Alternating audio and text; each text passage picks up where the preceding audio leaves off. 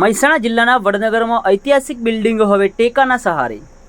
મહેસાણા જિલ્લા કલેક્ટર વડનગરની સંસ્થાઓના કામો પર વિઝિટ કરે તેવી માંગ ઉઠી છે। વડનગર સ્થાનિક કે તાલુકામાં આગેવાનો પણ મૌન કેમ તે અનેક સવાલો જોવા મળી રહ્યા છે।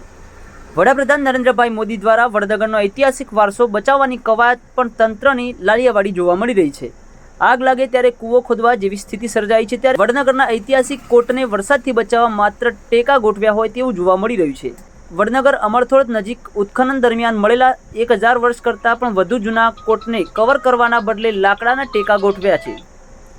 આ ઐતિહાસિક સાઇટને અત્યાર સુધી કવર નહીં કરાતા માટીનું ધોવાણ થયું છે। વર્ષોની મહેનતને અંતે ધરતીમાં દરબાયેલો ઇતિહાસ ઉજાગર થયો હતો।